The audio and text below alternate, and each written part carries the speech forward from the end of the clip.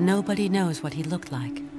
Nobody knows exactly when he was born. Historians think the man who was to be called the Buddha was born between 566 and 430 BC in the foothills of the Himalayas.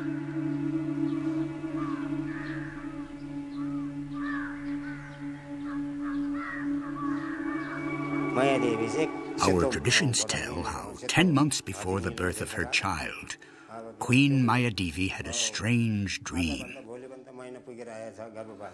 A white elephant with 6 tusks, its head painted red, entered into her body. And then it stayed there like a precious stone. King Sudodan called the astrologers. They said that the dream told of the birth of an extraordinarily great master. According to the tradition of her tribe, the Sakyas, the queen had to give birth to her first child in the house of her parents.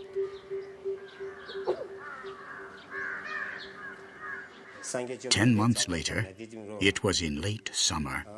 The queen was out traveling and stopped in the village of Lumbini. There was a full moon.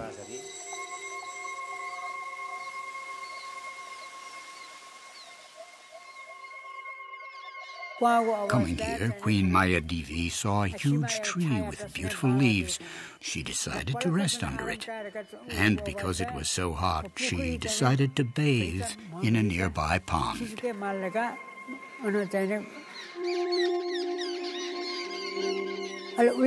She got out of the water. There were no houses or shelters nearby. It was all jungle. And when she got out, she was in pain, a labor pain. They sent away the men, and it was then that Prince Siddhartha, the future Buddha, was born.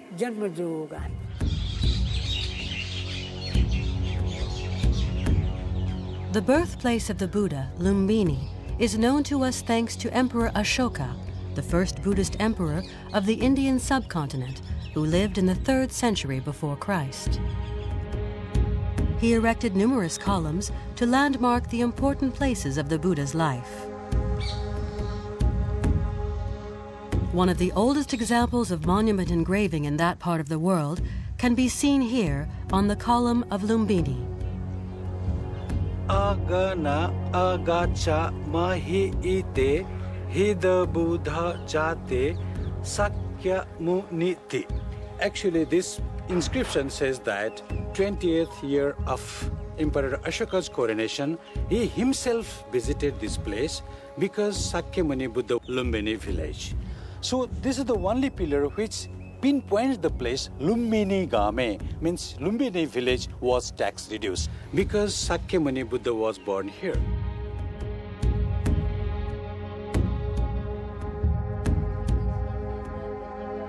Via a new interpretation of the writing on the column, archaeologists have found a marker on the Lumbini site which is said to indicate the exact birthplace of Siddhartha.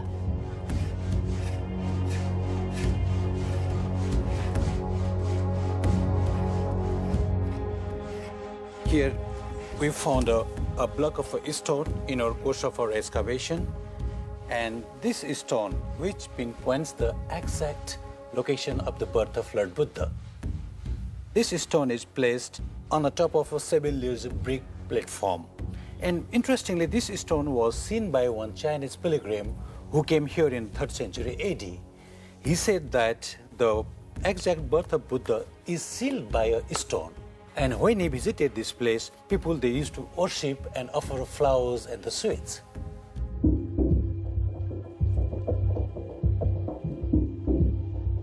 The scriptures tell that the family of the future Buddha belonged to the Sakya tribe. High in the mountains of the Kathmandu Valley, there is a Buddhist tribe calling itself by that name. For thousands of years, Sakya storytellers have been perpetuating and weaving the legend of Siddhartha. They describe his life as a predestined journey, a difficult path, strewn with wonders and miracles. Immediately after Siddhartha was born, an incredible thing happened. The newborn baby started walking. He took 7 steps, and wherever he placed his foot, there appeared a lotus flower, as if to comfort him on the hard, scorching ground. He continued walking, stepping over the flowers, which appeared spontaneously. 7 lotus flowers. Treading on each lotus, he raised his forefinger and, facing the east, the Lord declared, I am born for enlightenment, for the world's good. In this worldly existence, this is my last birth.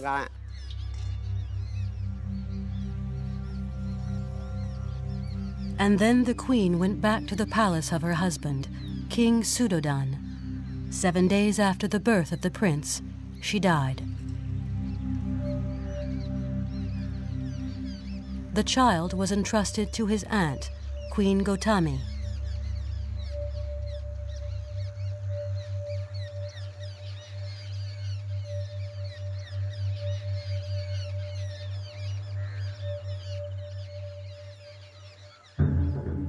At the time, the Indian subcontinent was racked by wars. 16 great kingdoms fought for the control of many tribes. In the foothills of the Himalayas, Siddhartha's father, King Sudodan, ruled the small kingdom of Kapilavastu. The kingdom was of so little importance that only Buddhist texts mention its existence.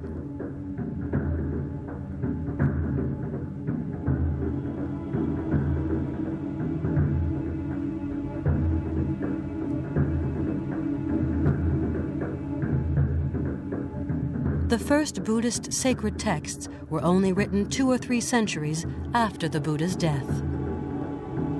Further, literature mentioned that there were 10 major cities in Kapilavastu.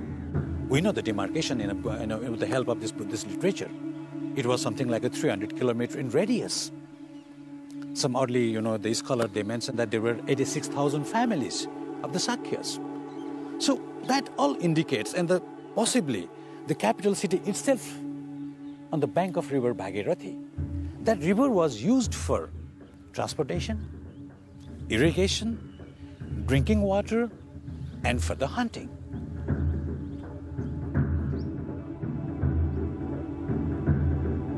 Generations of writers have fantasized about the palace of King Sudodan. But where was it? 27 kilometers from Lumbini is the site of the ancient city of Tilarakat. Was this where the Buddha spent his childhood?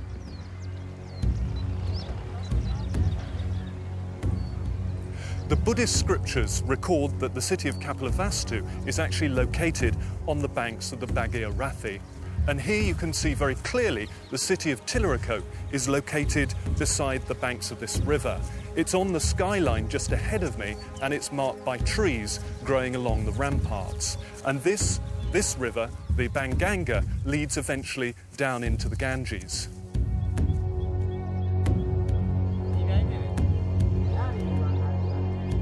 In the 5th century AD, a Chinese pilgrim called Huan Seng walked in the footsteps of the Buddha. He saw at Tilarakat the ruins of a fortified city that he identified as being the lost city of Kapilavastu.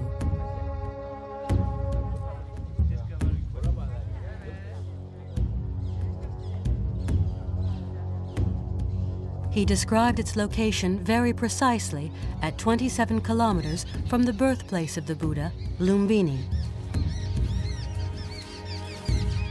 A UNESCO team excavated on the site of Tilarakat in order to date the lost city. The archaeologist Robin Cunningham led the dig. The great city of Kapilavastu was the capital of the Sakya tribe. And it was this capital to which the Buddha was brought. Here he grew up a kingly life. The city is recorded to have been destroyed, and since the 19th century, archaeologists have been trying to identify the location of the lost city of Kapilavastu.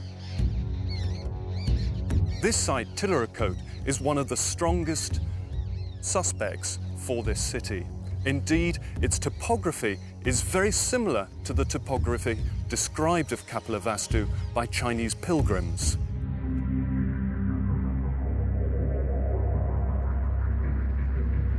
The other sources that describe the life of the Buddha are sacred Buddhist texts, yet all were written centuries after his death.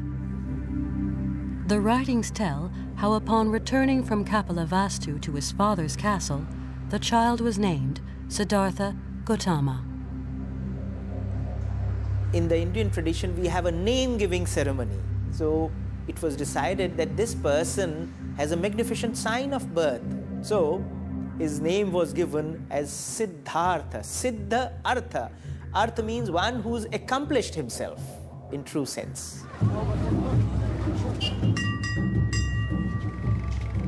The news quickly spread throughout the country that a prince had been born at the castle of Kapilavastu.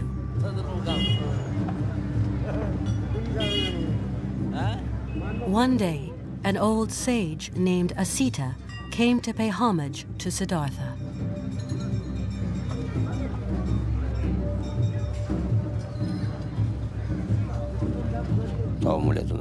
The seer held the baby on his lap and predicted, "Oh, this boy is endowed with 32 auspicious qualities.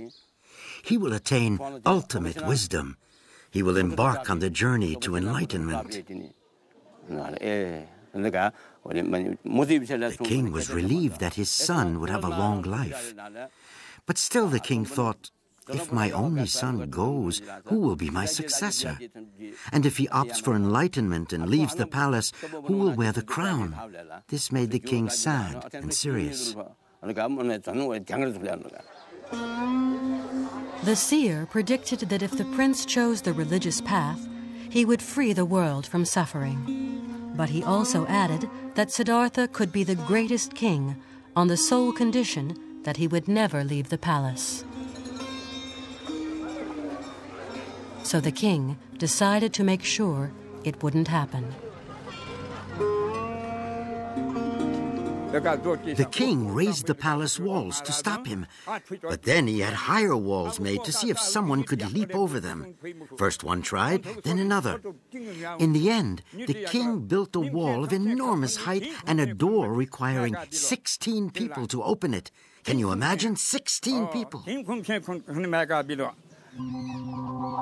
At the site of Tillarakat, archaeologists discovered under the ground the ruins of a great wall that had encircled a city. It is the only fortified ancient city in the region.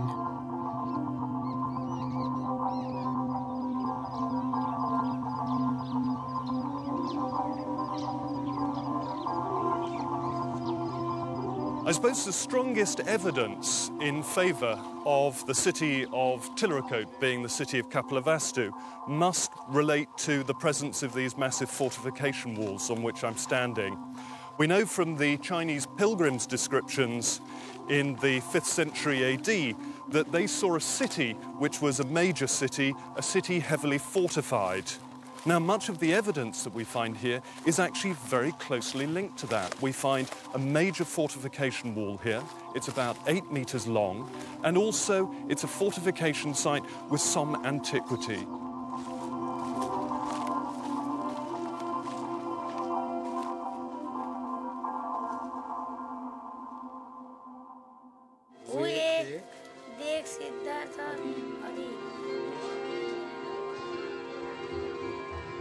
Legend has it that Siddhartha spent his childhood in a magnificent palace.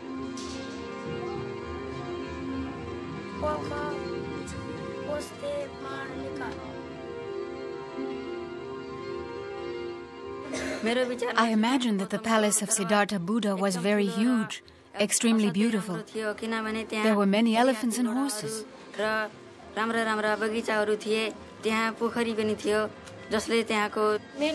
I think that the palace of Siddhartha Gautama must have been very beautiful.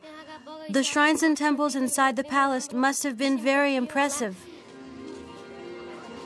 The palace was decorated with different marble statues and monuments. There was also a very impressive pond. It must have been sublime.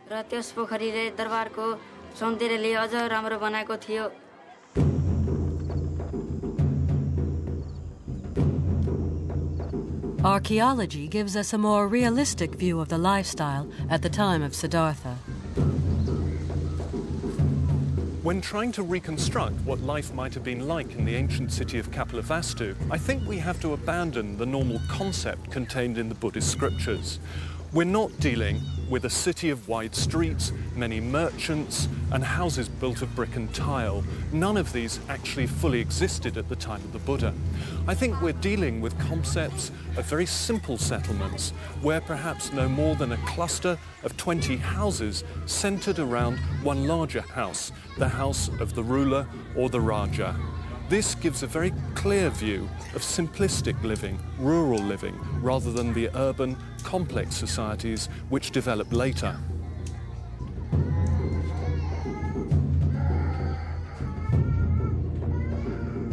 Kapilavastu was located in the jungle where a lot of wild animals would live. The young Siddhartha probably faced many dangers. In Nepal, in the rural region of Terai, the Taru tribe lived practically the same way as their forefathers did 2,500 years ago. All around Lumbini, they grow rice, mustard, barley, and sesame, and they fish and tend animals, as in the time of Siddhartha. So perhaps by looking more at the Terai and more at communities like the Taru, we can begin to understand more what life was like at the time of the Buddha. At this site at Tilirikote, we encountered evidence of post-hole structures, rectangular structures. We encountered evidence of mud hearths and also storage facilities. Therefore, visiting this is very useful because we can see very similar examples actually in real life here. The structures that are used here for the simple clay ovens are very similar structures to the ones that we've excavated. Even the post-hole structures begin to mimic or give us ideas of the architecture that might actually have existed at the time of the Buddha. The pots, although they're made of metal now, these are very similar shapes to traditional ones made of clay. These similarities are to some extent not particularly surprising because these are all locally available materials.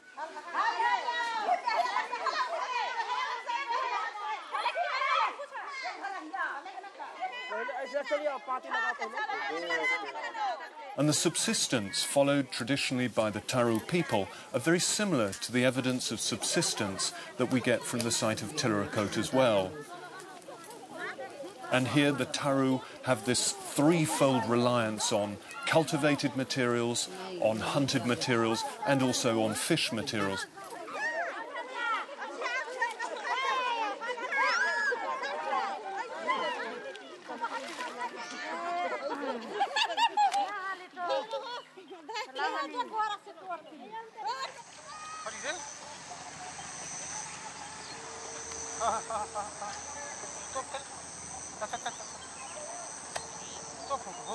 The scriptures say that Siddhartha's family worked in the fields. One hot July day, the whole family went to plant rice. They left the young Siddhartha under a tree.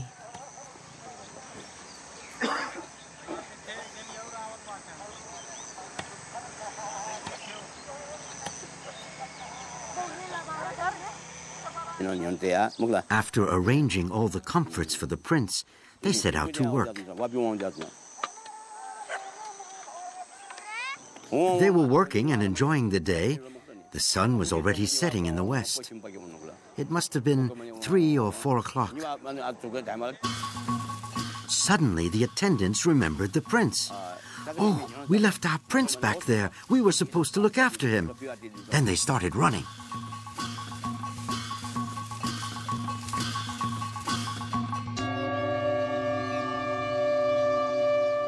Something very strange is going on here. All the shadows had shifted, and the sun was setting. But the shade of the tree under which the prince was resting was still in the same position. They discovered Siddhartha squatting in silence. He was under the tree, meditating for the first time.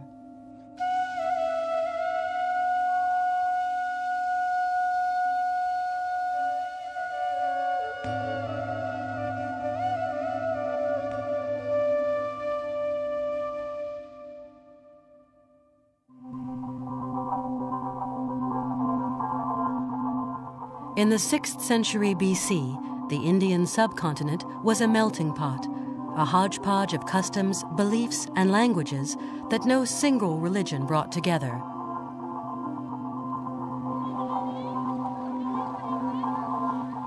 The sacred texts, though, claim that Siddhartha's family was influenced by the Vedas, the oldest Hindu teachings.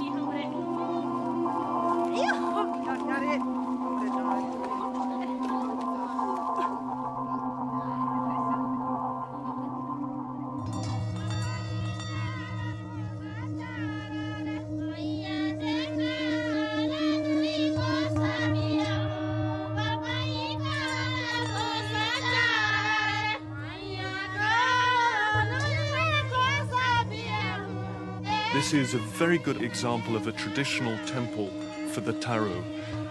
This is also, as you can see, a very clear natural temple, a temple created from timber as well as from the banyan tree. And so it creates a very powerful focus for this community. It's a sort of an incorporation of elements of antiquity with modern structures of clay. And so I think probably this is the closest we can get to some of the more simple temples which actually covered this plain in the time of the Buddha. The religion of the Taru combines a series of elements of Hinduism, such as we see here with a small shrine to Shiva, but also incorporates within that elements of ancestor worship and the sacrifice to the ancestors.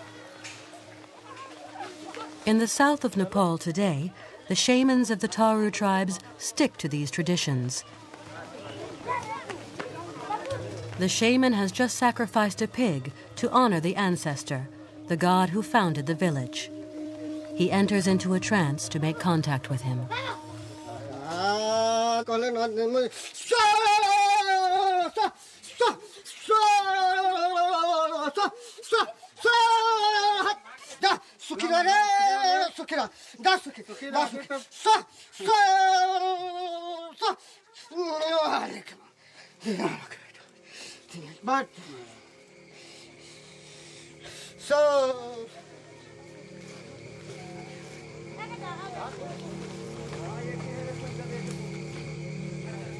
It was in this religious context that the young Siddhartha would be initiated at the age of 6.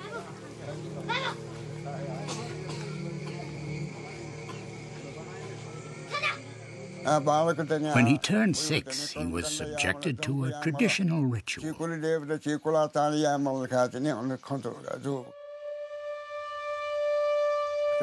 They adorned him with beautiful clothes and ornaments and took him to the temple to worship. His stepmother, Queen Gautami, said, "Now we should formally initiate him into our family tradition. He must go through the childbirth ritual. We should take him to our family deity. Stick to our family tradition."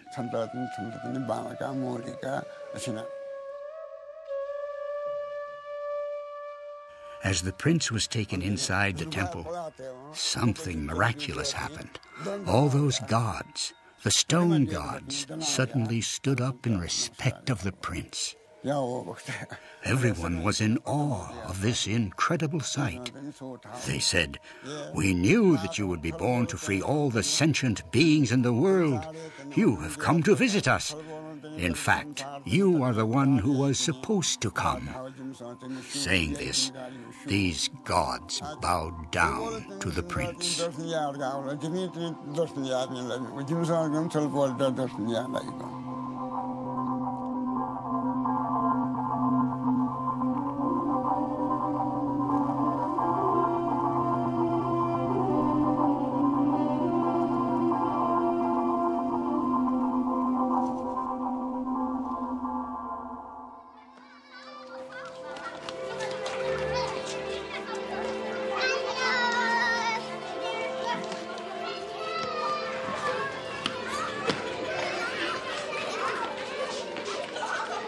King Suddhodan wanted to give his son the best possible education. No one is sure that writing existed in the region at the time, but many texts claim that young Siddhartha learned to read and write. He spoke several languages before he went to school and thus astonished his teacher.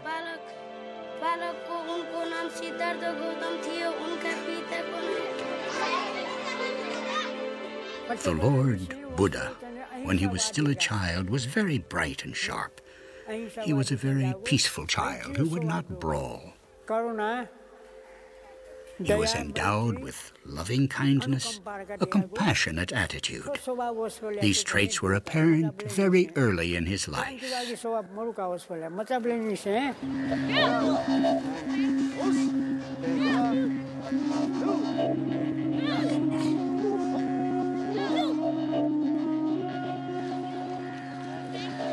It was a time of wars and looting. Siddhartha's family belonged to the warrior caste, the Shastriyas, so he was probably trained as a warrior. Yet he was different, and his cousin Devadatta found that maddening and hard to understand, and so he came to hate him.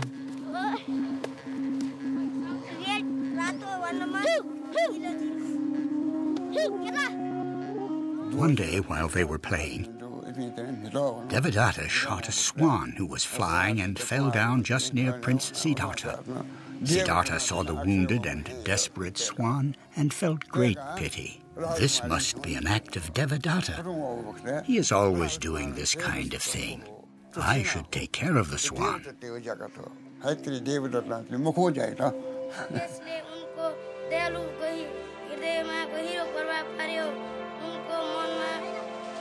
He went on his knees, and with a lot of care, he removed the arrow from the swan and caressed its feathers.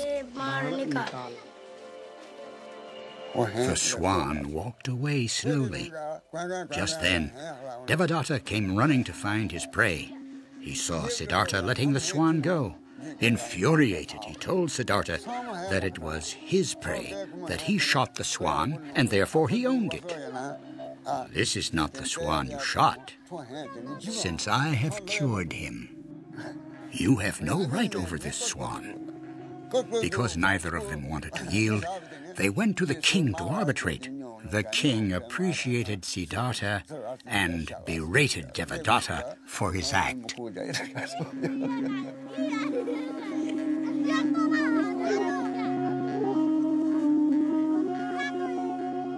In this story of the swan, one can see the germ of the concepts of compassion and nonviolence.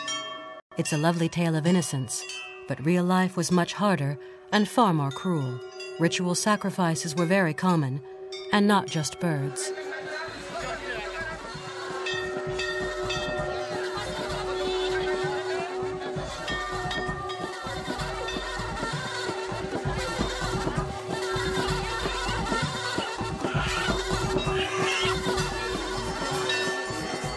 We had the animal sacrifice here. We had animal sacrifice here in many of our temples. Temples of Goddess Parvati. Animals were being sacrificed, and many historians have given accounts of how human beings were sacrificed in Nepal also. And such type of sacrifices, Lord Buddha must have felt that it was much too heart-wrenching. He revolted against that, and that is why he stood for ahimsa. That means non-violence, no animal sacrifice, no sacrifice of any living beings.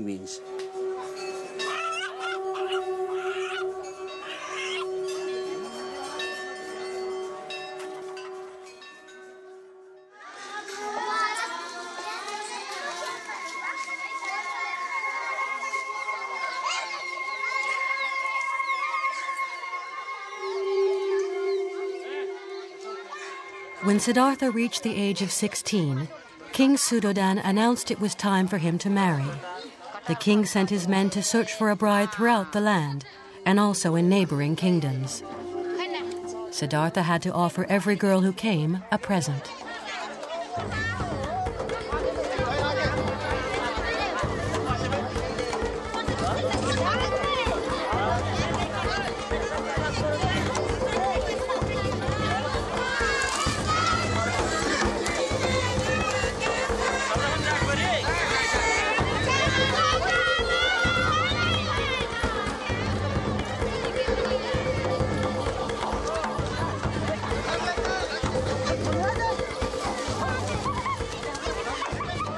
The king built 3 palaces for his son Siddhartha.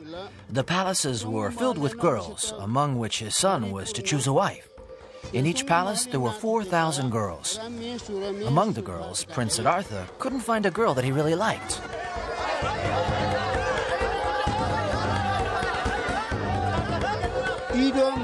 All the girls were beautiful, but none possessed the qualities essential for being a good wife. The prince gave gifts to all the girls, but none of them pleased him.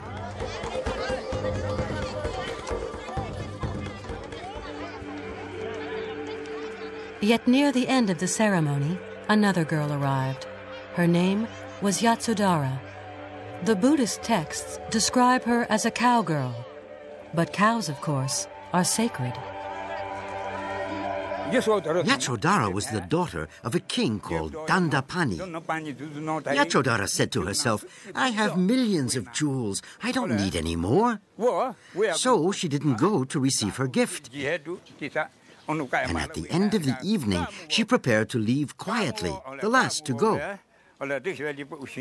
Siddhartha said to her, since you didn't come to get your present, now I have none to give you. But I have my own diamond necklace, which is of inestimable value. I will give it to you. The prince put it around her neck. And as soon as he did, all those present cried out, you said you didn't like young girls, and you end up giving this one your priceless diamond necklace. It means you want to marry her, you love her. That's why you gave her the necklace. You said, I don't want to get married, but you do love Yasodhara. That's why you put the necklace around her neck. Everyone was happy. Afterwards, King Suddhodana left to visit King Dandapani. Your son is useless, so I will not give you my daughter. She is knowledgeable, the most intelligent of all girls. She is unlike your son, who does nothing but meditate, who gives gifts to others. He is not like you, who makes war and loots to gain riches. Your son can't ride a horse. He can't use a bow. He doesn't know how to count. He knows nothing. Siddhartha asked his father to organize a tournament to show off his skills to his future father-in-law.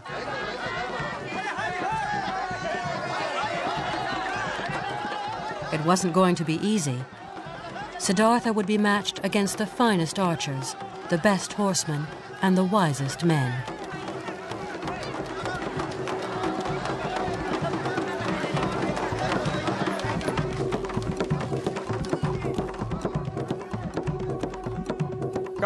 Siddhartha said, I will place myself among you, the finest of archers. Go into the 4 corners, shoot at me, 15,000 arrows with each bow. If I avoid them, I will survive. Otherwise, I will be dead.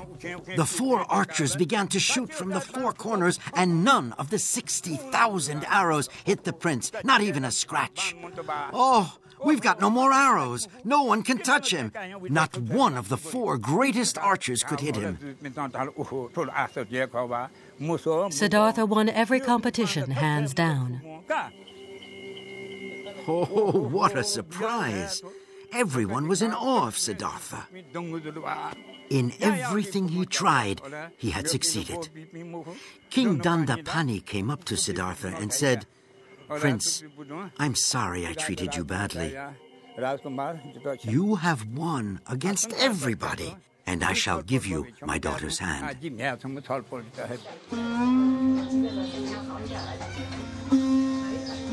But did Siddhartha marry for love? On this point, opinions vary.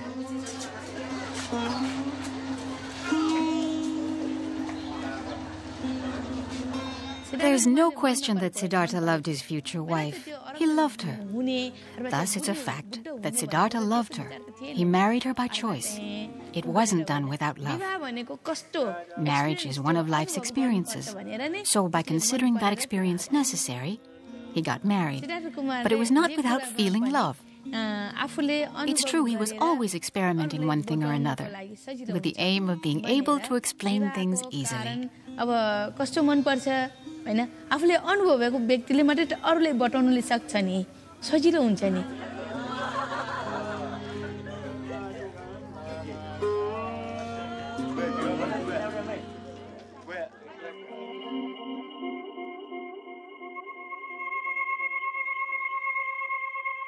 No, it wasn't a love match. Prince Siddhartha was not old enough. But Siddhartha was made to marry so that he would not leave the palace. He married against his wishes. When he was young, he said he wanted to leave the palace. It was for that reason that the king had him marry so young, so that Siddhartha would stay.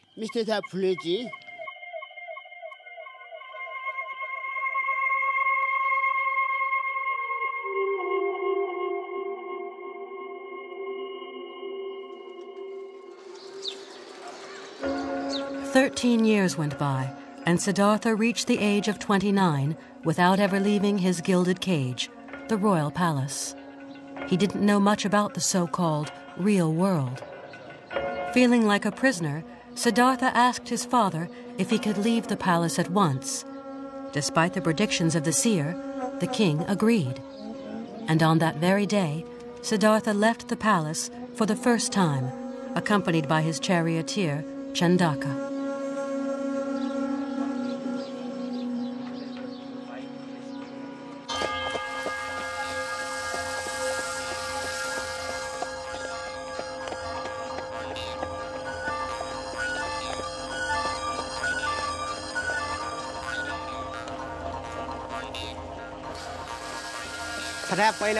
As the prince entered the royal road, suddenly he saw a sick man. The man was skinny, his body pale and shaking and panting, crying out incoherent words in distress. The prince saw that this man was between life and death. "Who is this man?" asked the prince. "Ah, this is a sick man. All his strength has been drained out by the disease. Is it a normal process? Would it also strike us? We cannot be sure it will strike us or not, but it struck him, and we too are vulnerable." Prince was visibly distressed and left.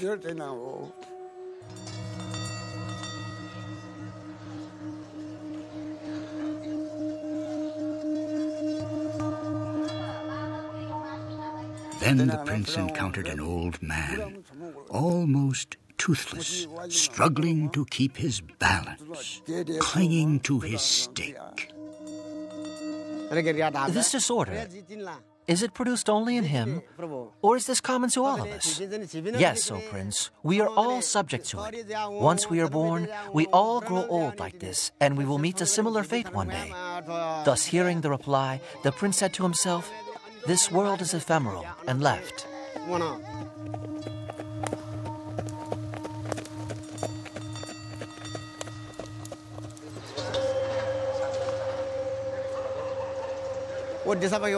Further down the road, he saw a dead man being carried away by people.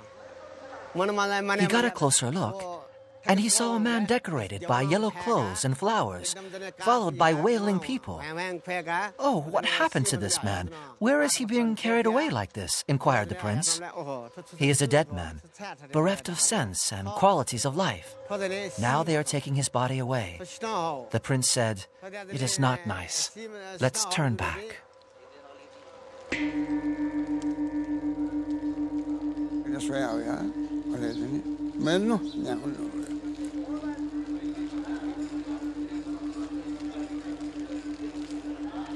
"Is this man's fate exclusive to him, or are all of us subject to it?" asked the prince. "Of course. We'll die too. We have no alternative. Once we are born, destruction is inevitable."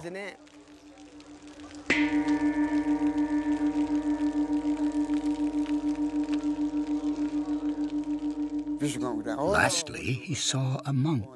When the prince saw the holy man, wearing a yellow robe, a begging bowl in his hand, suddenly it all made sense to him, and he aspired to adopt a similar life.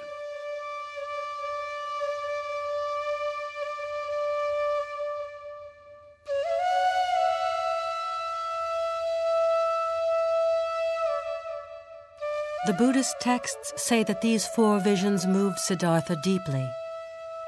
They made him see the futility of royal life, of being pampered in the palace, given the immensity of human suffering. After this, his path became clear. For the rest of his life, he sought a way by which to stop the suffering of human beings.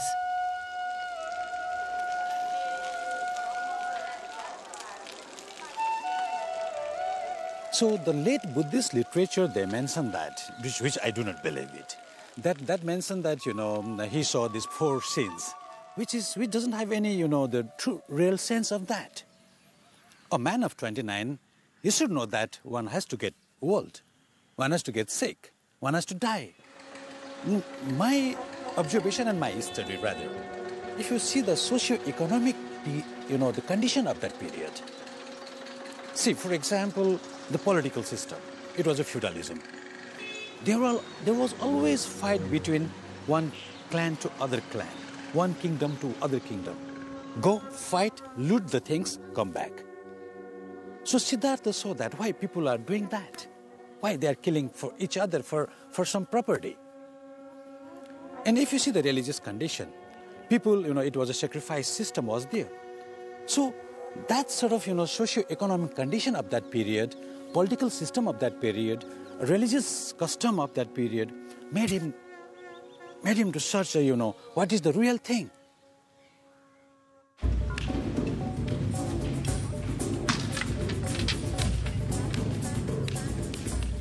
Siddhartha clearly didn't like the society in which he lived, and there was much not to like.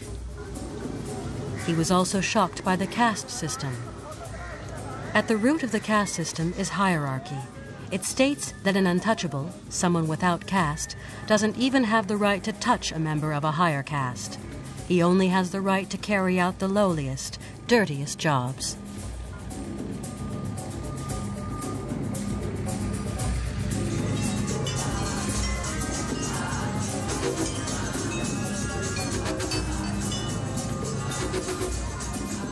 The Brahmins, the elite, are the priests and official astrologers. They decide at a child's birth what will be his destiny, his profession, and who will be his wife. There was a caste system. There were some group of people called Brahmins. They are doing nothing, but they are having a very lavish life. Siddhartha saw that everybody's tears is salty. Everybody's blood is red. Then why some people are called Brahmin and why people are called Shudra? Every human being are equal.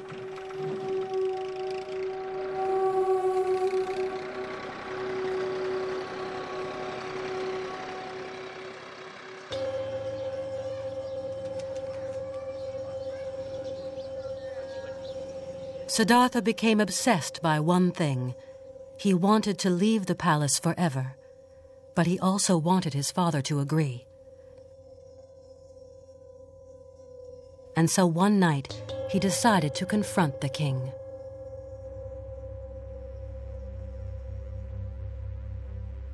Father, I've come to request 4 things.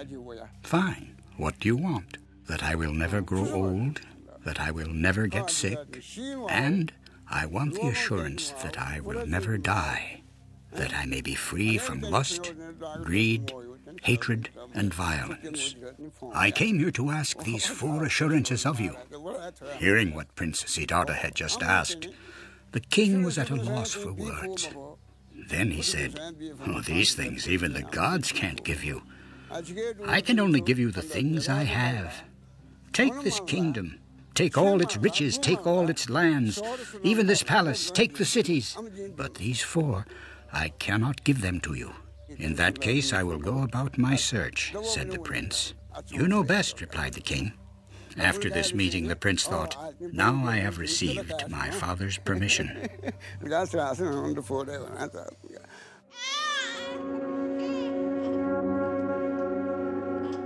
And then an event changed his life.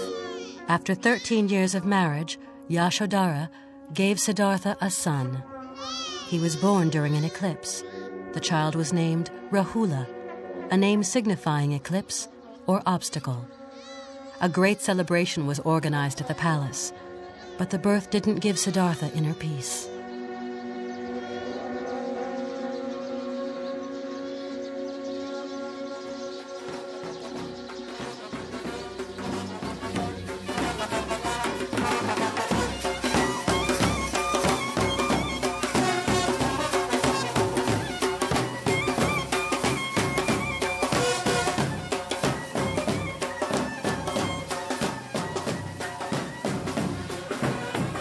Just when he was about to leave, he became a father. Oh my God! Since it's a son named Rahula, my son has the power to stop the sun and the moon. My son is a Rahu. He will hold me here now. This isn't good. Rahula won't let me go now. I've got to stay here.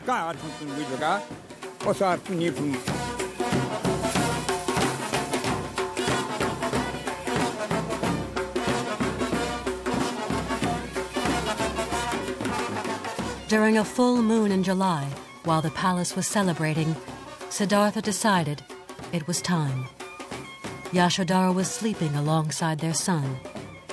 He opened the bedroom door for one last look at his son and tiptoed out without waking his wife. Then he rode with his faithful companion, Chandaka, to the border of the kingdom of Kapilavastu, where he sent the horse and the servant back to the palace and continued on alone.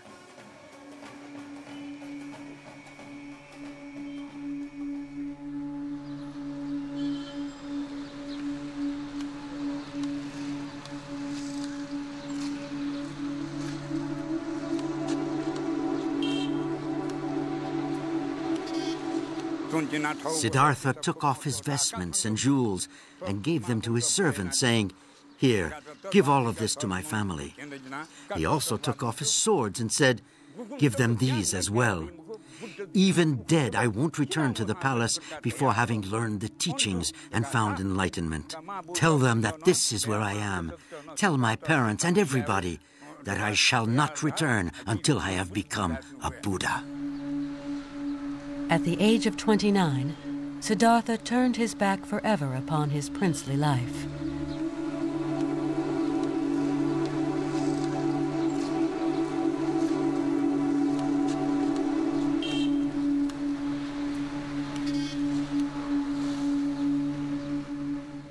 He wandered in search of answers to the questions he asked himself. Having left his father's palace, he traveled down the valley of the Ganges.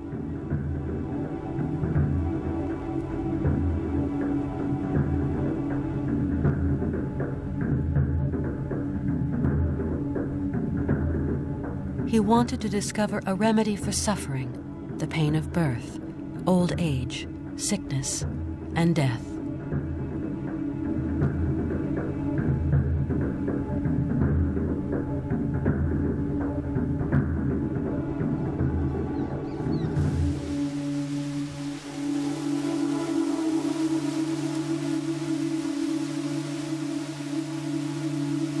So what the Buddha did when he chose his path after he renounced home and family was in a very old and a noble tradition, Indian tradition. The Buddha was following a path many people who are on the seeking enlightenment, who are seeking mystical experience, did. He had renounced his family and took to the road.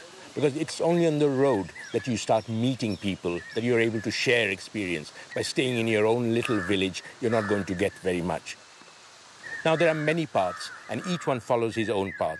Some follow their path by burying their head in sand, others by standing on one leg, others by piercing themselves with knives and sword, others through breathing exercises, others through recitation of chanting. So, 1,000 people, 1,000 ways.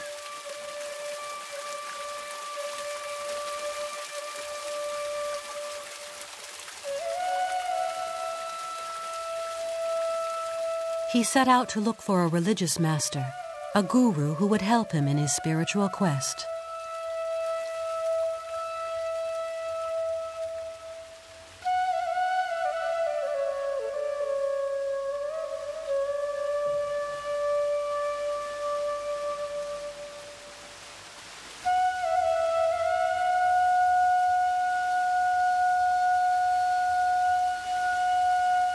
What Guru does?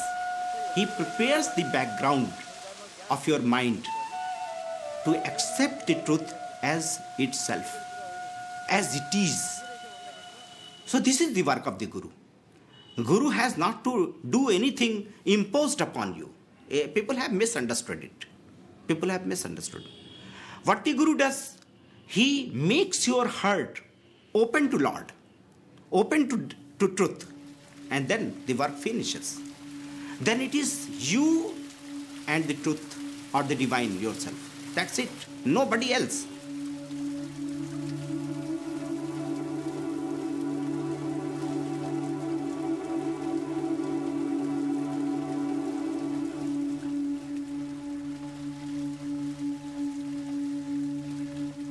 There was spiritual turmoil in this part of the world in the 5th century BC. Many thinkers, some of them atheist, did not accept that Brahmin priests had the monopoly on wisdom. These thinkers renounced their families and riches to set out on a quest for spiritual enlightenment.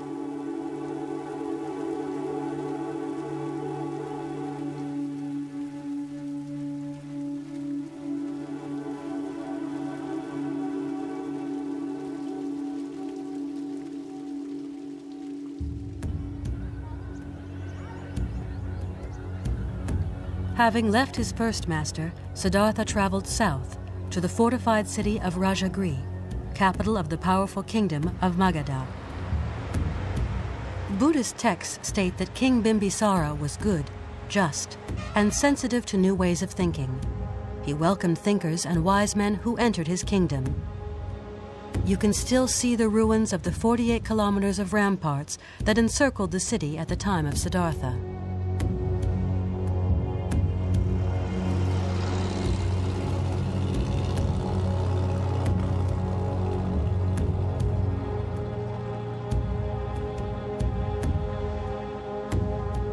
The scriptures claim that Siddhartha liked to meditate on Vulture Peak.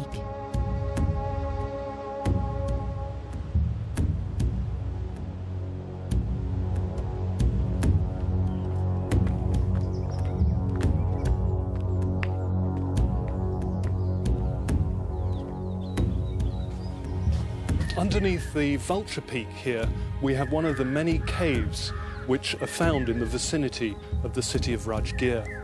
And it's to caves like this, not just the Buddha, but other teachers were also drawn, protected in a way by the wealth and the prestige of the city down below, but close enough for support in terms of food and donations. And caves like this still play a very important role within pilgrimage today. And you can see fragments of gold leaf here applied by visiting pilgrims from Southeast Asia. And so sites like this, for them, are very important and significant because they attribute them to the actual occupation by the Buddha himself.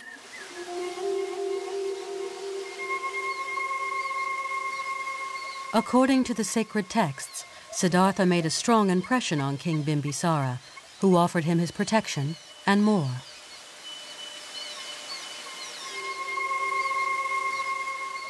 After leaving the palace, the Lord wandered as a monk in the kingdom of King Bimbisara. The Buddha was a very handsome man. The people in Rajagri started asking each other, is this a man or a god? Where did he come from? The king was told about him, and Siddhartha was summoned to meet him.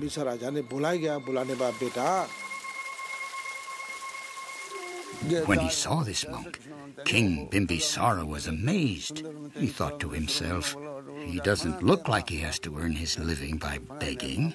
He also thought, I have only one daughter. It would be good if I could persuade this monk to marry my daughter. So King Bimbisara offered Siddhartha half of his kingdom. Siddhartha replied, why would I accept your kingdom, since I have already renounced that of my father?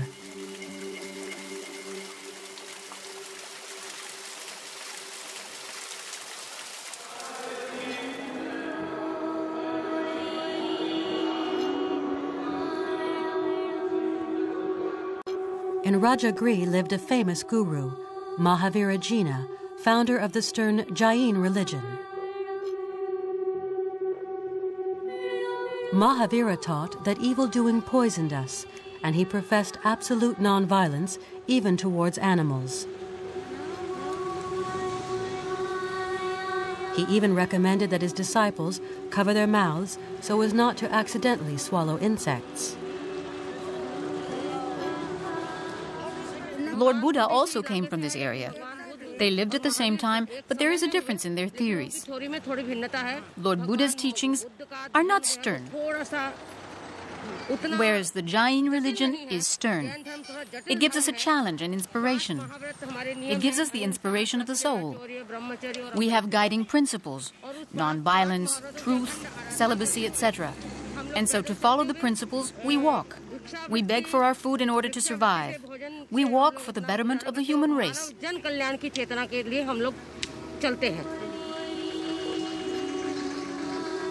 Although both men were in Rajagriha at the same time, no one can be sure that Buddha and Mahavira ever met.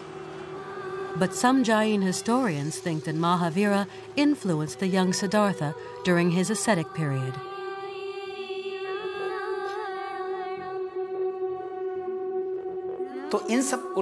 Buddhist accounts and teachings speak of his knotting his hair, going naked, and fasting. All these are essential aspects of the Jain religion. So from these teachings, one can say that the Buddha had first embraced the Jain religion.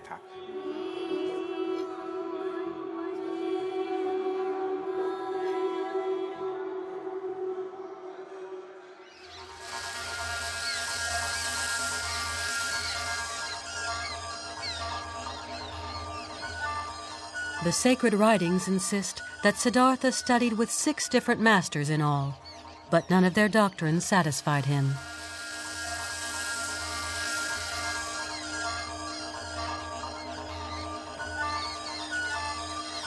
He was not satisfied with his gurus because he went to so many enlightened persons. They told something to do for the realization. He did, but he couldn't attain. So at last, he left all those things and he himself sat just with the open-heartedness to reveal the truth himself.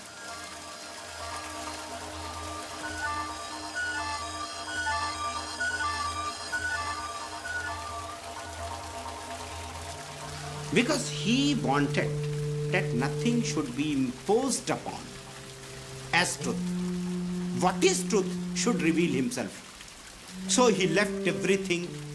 He was thirsty after the divine, or to say the truth of the life. So the truth himself revealed to him, and that is seeking of knowledge in the Gaya.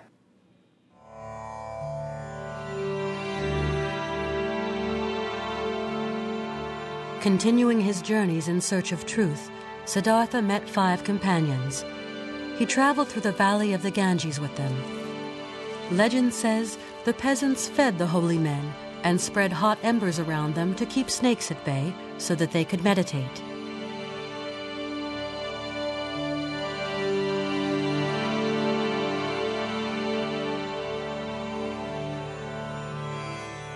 They arrived near the city of Gaya, a Hindu place of pilgrimage dedicated to the god Vishnu. Every good Hindu has to visit it once in his life. Buddhist writings don't mention whether or not Siddhartha went there, yet some think it would be surprising if he hadn't gone.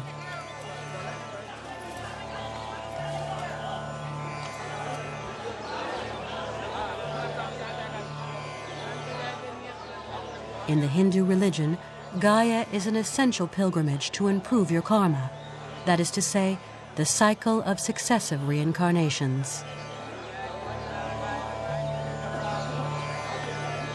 One wonders why the Buddha came here. After 6 years of wandering, as a mendicant, as an ascetic, he would probably have come to Gaya to, as it were, renounce his family formally and finally. And this he would do through the rituals that millions of Hindus do to this very day. So what you do is you perform the rites of absolving your ancestors of their karma. Because once you've taken care of your ancestors and they're up in heaven, then you can move forward, because then you are no more part of the cycle of birth and death.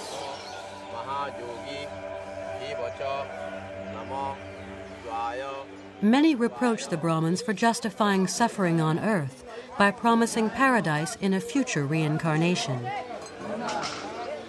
Ordinary people believed that if they suffered during their life, It was because God had decided that they had to repay the faults of their earlier lives.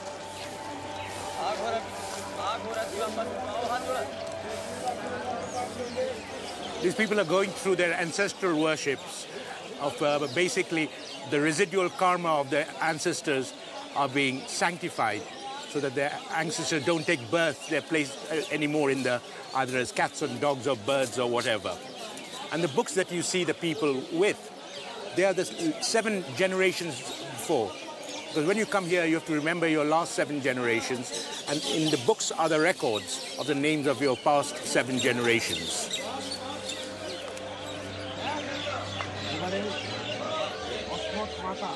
The Brahmins already controlled this pilgrimage at the time of the Buddha.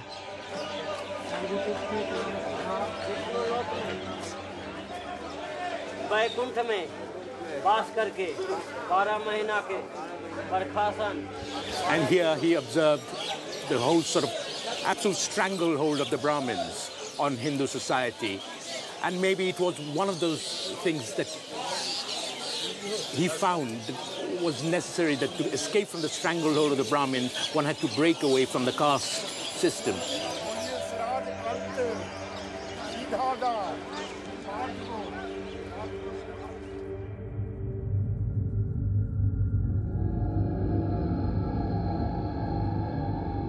It was now that Siddhartha abandoned all traditional religions.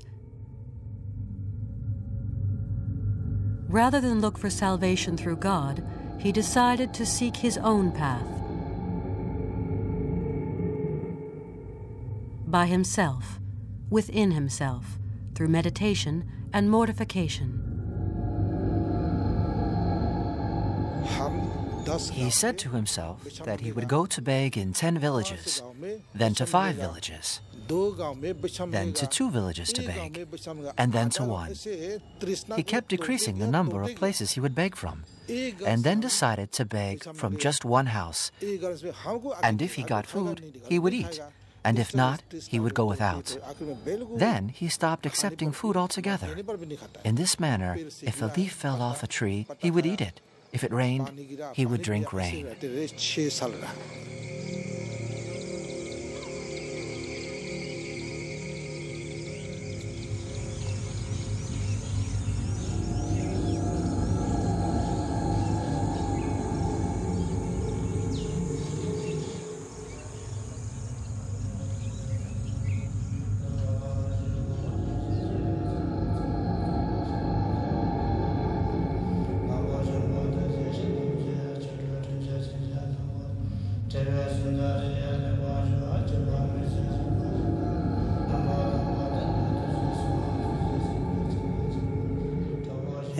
Here, in this place, the Lord Buddha meditated for 6 years without any food or water.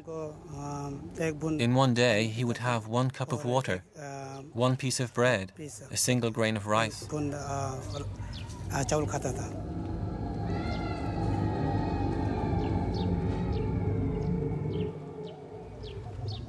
In this cave near Gaya, he practiced months of fasting and abstinence. He became very weak and close to death.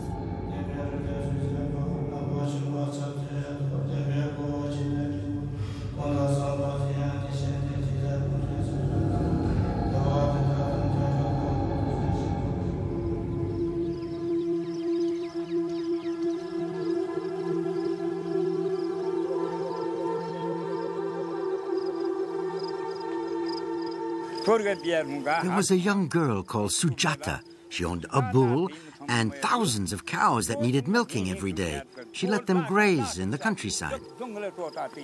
Sujata came from a very rich household.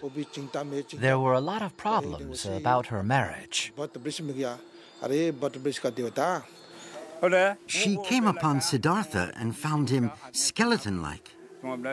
She prayed, joining her hands, and said, "My Lord, excuse me. If you don't eat, you will die. You have become so thin. You must eat." She said to him that she wanted a nice, handsome man to get married to. And if she found one soon, she would feed him with rice pudding on a golden platter.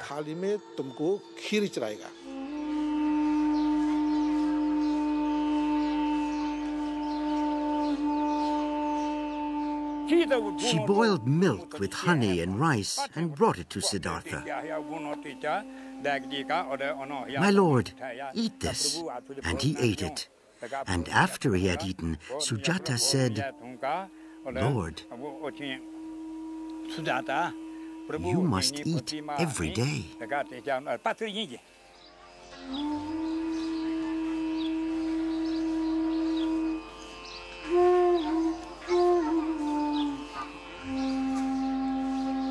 After eating and bathing, he realized that fasting and suffering were not the best ways to obtain salvation, so he stopped depriving himself. His 5 companions, thinking that he'd given up on his spiritual quest, abandoned him scornfully, not understanding what Siddhartha was doing.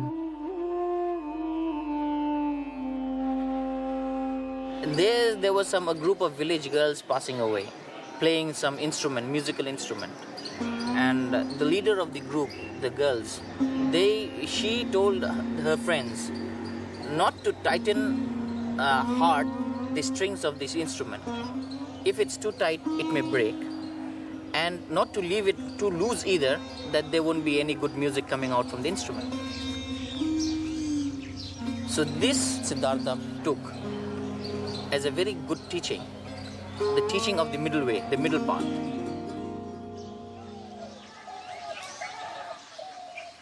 Between the royal pleasures he had known and the extreme deprivation of the ascetics, Siddhartha chose the middle way. A refusal of extremes is one of the cornerstones of Buddhist doctrine. Siddhartha arrived 5 kilometers from Gaya. There he sat meditating under a tree for many long weeks. He used a meditation technique based on concentrating on one's own breathing. He was still seeking the ultimate solution to suffering, to all the things that make humans unhappy, inevitable suffering like birth, separation from loved ones, illness, frustration, and death.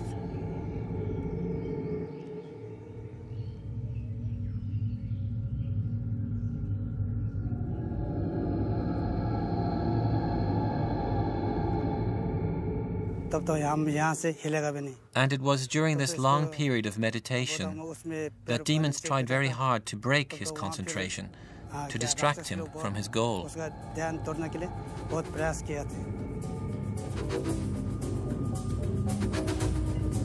There were lots of temptations, which in the books that we find, it's called Mara, the temptations of Mara and his daughters. So the Mara was trying to tempt him in many ways by showing him pictures of beautiful girls and beautiful ladies and the luxuries of life. But these temptations, Buddha overcame these temptations, and realizing the futility of the luxurious life.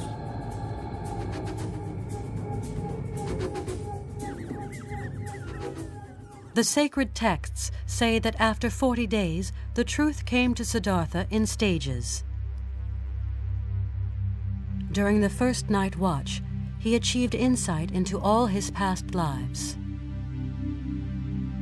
During the second night watch, he discovered the coherence of cyclical existences, the law of cause and effect, the movement of karma. During the third and last night watch, he conquered the 4 mental poisons: sensual desire, attachment, wrong views, and ignorance. That evening, under a full moon of the month of May, at the age of 35, he attained enlightenment, awakening, supreme knowledge, nirvana.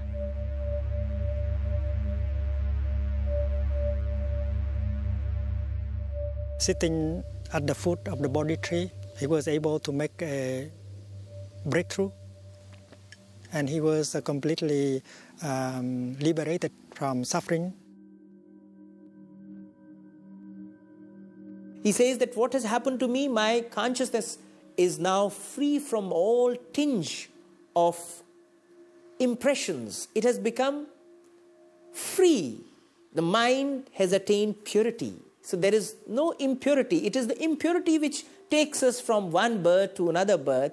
So once there is a complete cessation of desire, there is a complete cessation of, we can say, defilements, a person becomes enlightened. So we do find that, when Buddha became the Buddha, he attained the enlightenment. It is like a flame which is extinguished. When a flame is extinguished, where it goes, we don't know. Neither it is on the right, nor it is on the left, nor up, nor down. It is just gone. It is extinguished. So similarly, it's like extinguishing of a flame. And that is how they call nirvana. It is bana, means in Pali at times as desire. It's like extinguishing of the desire. So extinguishing is like complete cessation. Extinguish. So where the flame goes, we don't know.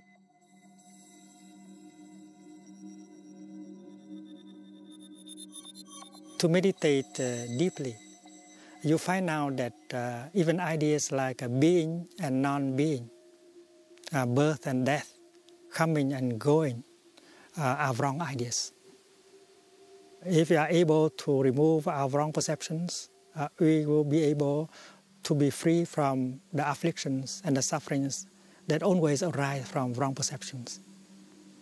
And that is why ideas like being born, dying, coming and going, being and non-being should be removed by the practice of looking deeply. And when you can remove these notions, you are free and you have non-fear. And non-fear is the true foundation of great happiness. Having finally found the answers in the face of universal suffering, he became the one called the Buddha, which means the enlightened one, or he who has supreme knowledge.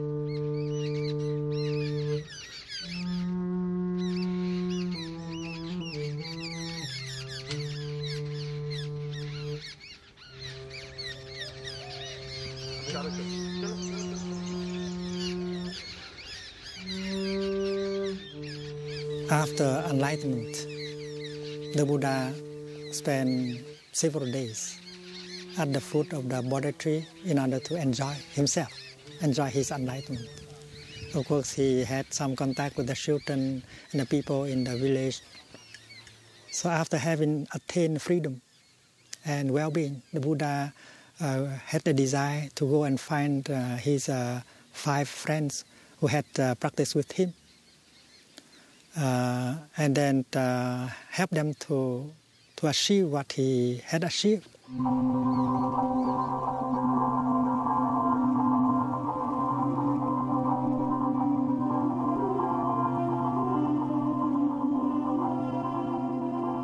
After finding enlightenment, the Buddha decided to share the good news. He traveled 300 kilometers, crossing rivers and forests. He finally arrived in the sacred city of Kasi, also called Benares, or now Varanasi.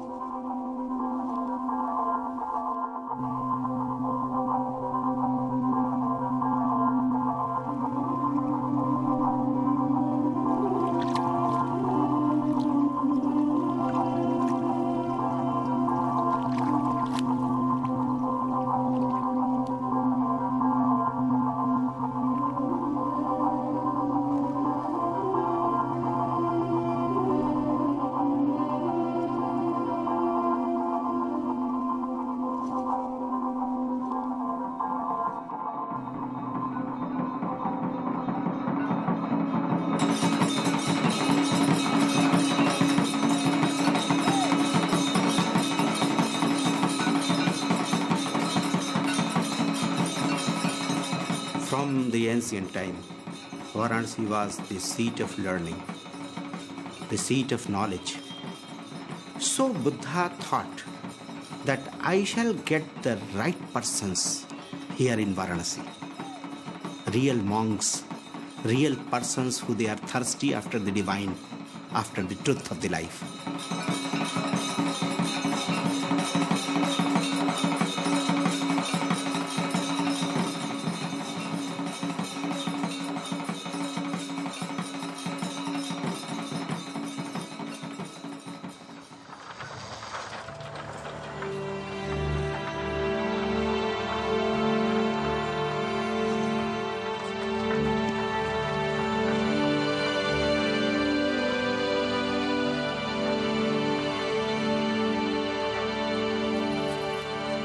This is the traditional route which pilgrims take when they go around Benares, and it is something which is almost like a must for pilgrims. This is called the Panchkosh, which means the 10 miles. People in the old days, and even now, go from one sacred grove to another. For at each sacred grove, and there are about 14 of them, there are the wells or holy waters which have therapeutic value. So people used to go there and meet the other holy men, and this is where the holy men exchange their philosophies, their experiences, the very gurus they've met, the yogas they've learned, the mystical training they've had. And the Buddha would have come there to share his experience of his mystical experiences with the other holy men.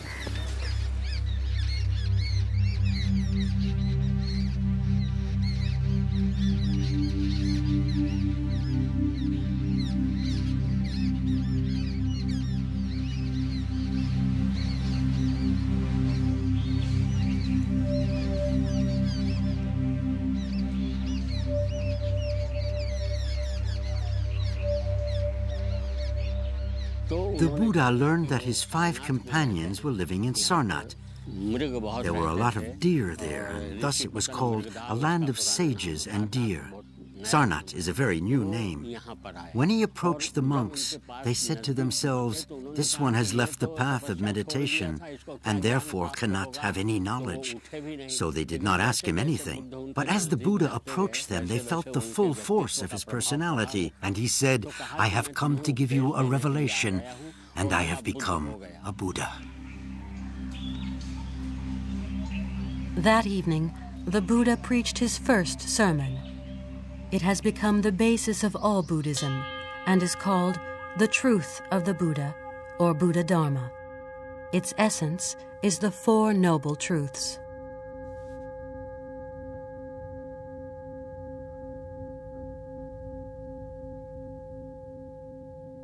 The Buddha said that ill being, suffering is there.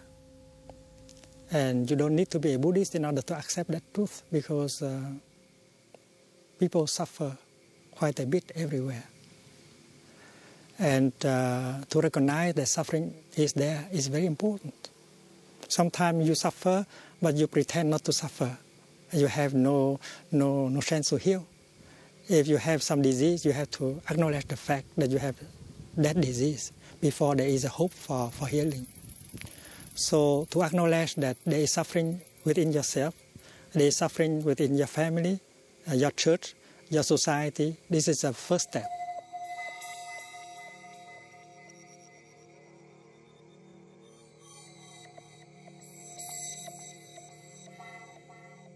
And then the second step is to find a second noble truth, where that suffering has come from, the root of suffering.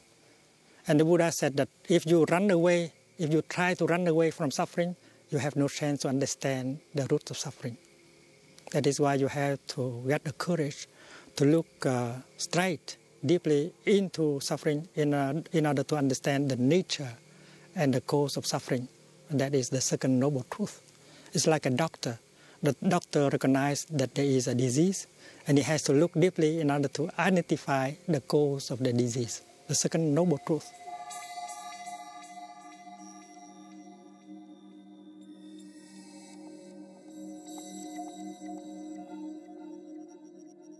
The doctor said, well, this disease can be healed. The confirmation that suffering can be removed, can be transformed, that is the third truth.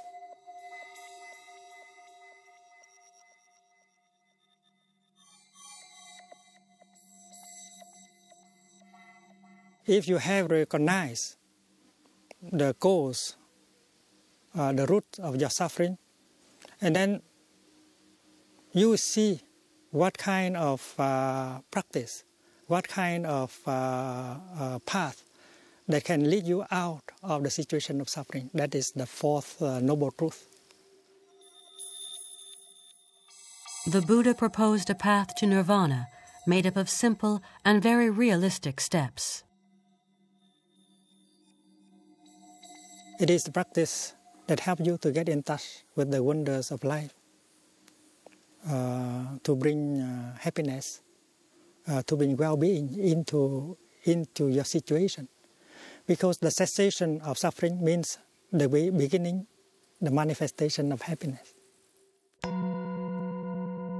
After the Sarnath sermon, his 5 companions asked the Buddha to accept them as his disciples. Thus he created the first monastic Buddhist community, the Sangha.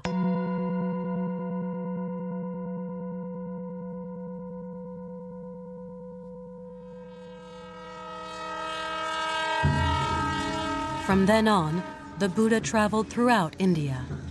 He taught the Dharma, the Buddhist law, to everyone who was ready to hear it. Whether they were men or women, kings or peasants, Brahmins or without caste, rich or poor, ascetics or brigands, he made no distinction. The Buddha explained that with a just balance and meditation, every human being is able to experience nirvana. It was a revolutionary message at the time.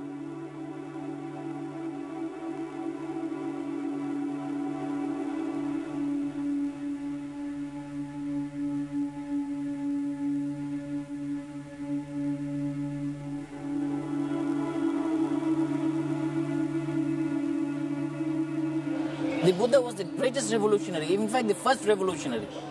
His first message of his enlightenment is, all men are born equal. Nobody is born high or low. If we are to decide who is high or who is low, it should be through his deeds, through the works that he does. If he does good work, he is a good man, a higher man. If he does bad and vulgar works, he is a low caste man or lower man. So these are the differences of a high and low man in society. That's his message. The people of that time, those who were suffering from this caste system, they wanted something in society where they would be looked upon as equal.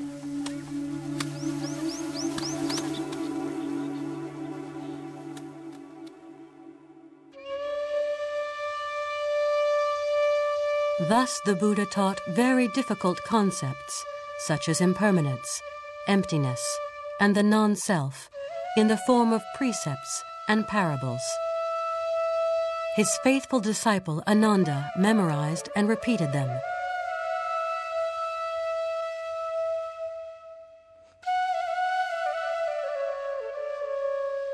From a time when writing was little used, Buddha's thought has come down to us through oral tradition in a language accessible to all.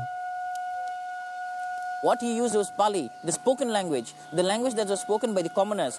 And that was the means of his going to the people, directly across the people, talking directly to the common man, to the lowest strata of the society. Henceforth, the Buddha spent most of his time developing the community of begging monks, the Sangha.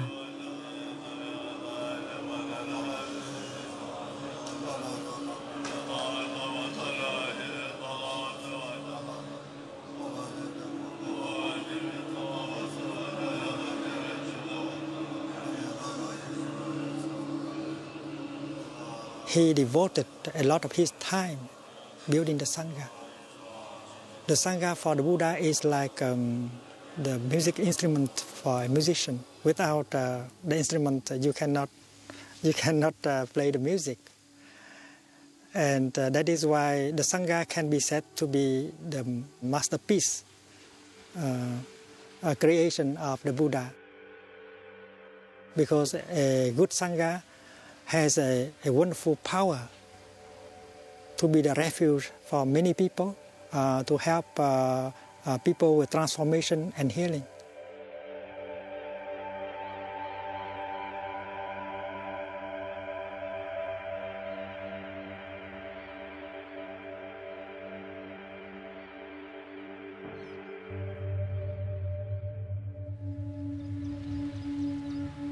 During a period of more than 40 years, the Buddha's teachings achieved great popularity. The monastic community, the Sangha, developed in all major cities in the north of the country, including Shravasti, Kosambi, and Nalanda.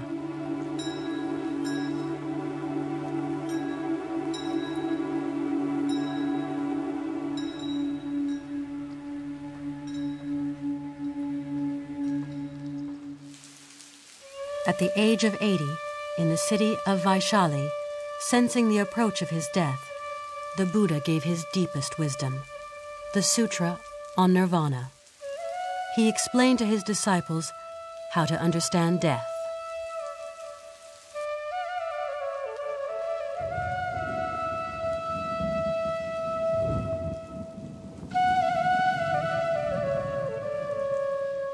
When you look at a cloud, you think that the cloud as a being.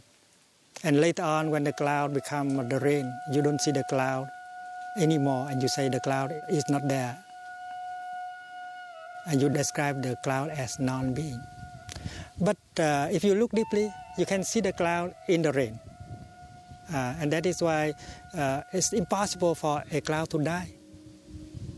A cloud can become rain, or snow, or ice, but a cloud cannot become nothing. And that is why the notion of death cannot be applied to reality. There is a transformation. There is a continuation. But you cannot say that there is death, because in your mind, to die means from something, you suddenly become nothing. From someone, you suddenly become no one. And so the notion of death cannot apply to reality, whether to a cloud or to a human being.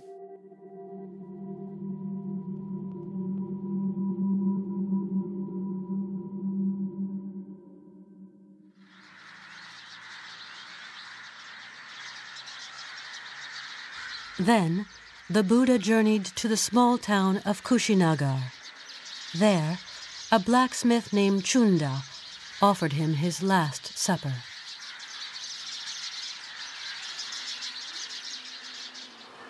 That night, the Buddha suffered from violent stomach pains. Death hovered. He summoned his closest disciple, Ananda, to hear his last wishes.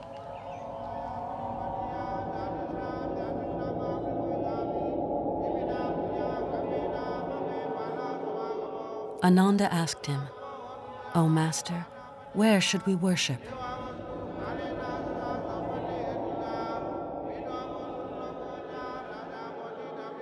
"I was born in Lumbini," answered the Buddha. "There is one place you should go. I attained enlightenment in Bodh Gaya. I spoke the law of the Dharma at Sarnath. Here, in Kushinagar, I will reach Nirvana. These are the 4 places you may go."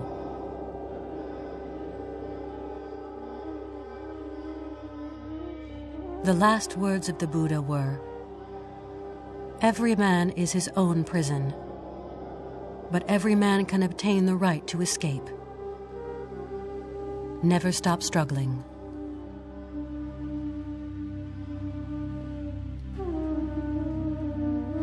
At the age of 80, the Buddha died, one evening under a full moon, attaining Mahapara Nirvana.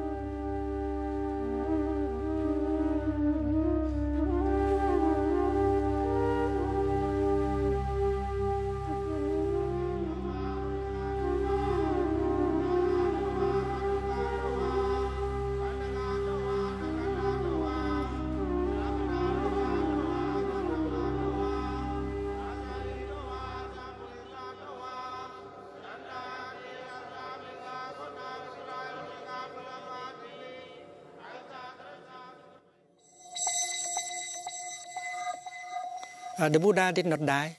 The Buddha only continued by his Sangha, by his Dharma. And you can touch the Buddha in the here and the now. Any one of us has the capacity of becoming a Buddha. And that is what the Buddha said. Whether we are man or woman, black or white, or brown or red, we can all become fully enlightened. And that is why all of us can continue the Buddha. So if you get that, you are no longer afraid. But with non-fear in you, with that deep wisdom in you, you become supernatural. You are no longer immortal.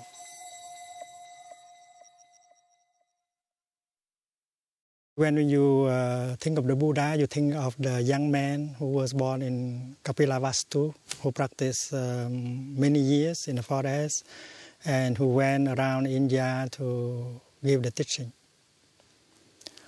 But that is only a portion of the Buddha. Because the moment when the Buddha began to build a Sangha, he began to transfer himself to the Sangha. And many disciples, monastic like lay, they continue the Buddha. And you have to see the Buddha in the Sangha. You have to be able to see the Buddha in the Dharma. And if you have not seen the Dharma and the Sangha, you have not seen the Buddha. And the Dharma is available in the here and the now. The Sangha is also available in the here and the now. You do not have to go to India in order to see the Buddha. If we believe that Buddha is a God that can bestow on us the things we want, then that is not the Buddha. The Buddha is a human being who has a deep capacity of understanding and of loving. And having Mahakaruna, great compassion, Maitri, great love, Mahaprajna, great understanding, he can perform miracles. Understanding people is a miracle. And it is described that the Buddha is one who understands the world well. Lokavidu, it means understanding the world. And because he understands the world deeply, and that is why he can offer the kind of teaching that can help heal the world. And the miracle of understanding and the miracle of teaching are very important miracles that the Buddha can perform. When you give a teaching that can transform people who hear you, that is a miracle. The Buddha described it as the greatest miracles of all miracles. And there are disciples of the Buddha who were capable of doing that during the time of the Buddha. They could already continue the Buddha in the time of the Buddha. And in our time, there are those of us who can do the same by their practice, by their teaching. They can heal people, they can help people liberate themselves from their suffering. So the miracle continues. Karma in Buddhism is action. Action in the form of the thinking. Thinking is acting. Speaking is acting. And doing things is acting. And every act has a result. That is karma. And no act, nothing can be lost. It continues always. The chain of action continues. And if you perform positive karma, it will continue very well. It will help you and help other people. So karma should be understood in the positive way also. To produce a thought of loving kindness, compassion, and understanding is a wonderful karma that can bring happiness to so many people.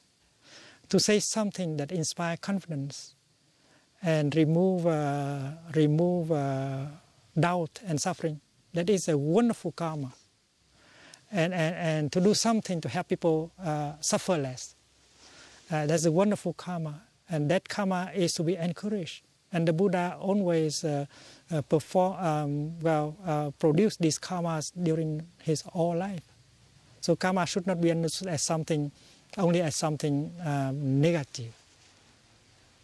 And why the negative karma should not be continued. Should not continue the cycle of samsara. The good karma should be encouraged to be reborn and reborn. Because if you practice loving kindness, you produce loving kindness in your child, in your student. And if she continues, she will practice loving kindness and will transmit to her his children. And that is why we encourage the continuation, the rebirth of the good things. We only want to discourage the continuation of and the rebirth of bad karma, but good karmas will come. The Buddha said his teaching, the Dharma, is to come and to see by yourself. You can touch the Dharma directly. And he said that his Dharma transcends time. It does not have to be caught in time. Akalika means free of time. The moment when you begin to apply the Buddha, to apply the teaching of the Buddha in your life, you can see already the result. And you don't need someone who represents the Buddha or represent the Dharma, because the Buddha, you can get in touch directly, the Dharma also. The Dharma does not need to be spoken or to be written down. The Dharma can be recognized when someone walks with freedom, with solidity, with joy, when someone sits with peace and compassion, when someone speaks with tolerance, with loving kindness. We call it the living Dharma. The living Dharma is available and it can be recognized by all of us. And if the living Dharma is there, you know that the living Buddha is also there. Because what makes a Buddha is the living Dharma. Shakyamuni embodies the living Dharma. And his disciples, many of them are capable to continue him, to embody the living Dharma. In Buddhism, we speak of Nirvana, which is the cessation of all suffering.